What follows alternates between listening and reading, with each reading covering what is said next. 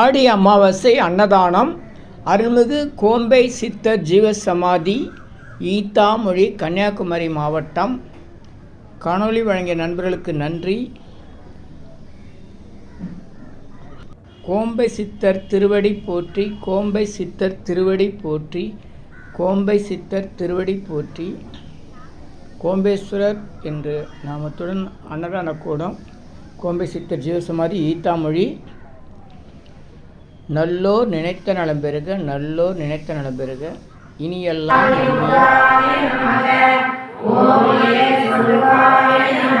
குறையுமானவள் என்ப தோணியானவள், துன்பமற்றவள் சொர்க்காதுரிய வாழ்பவள்,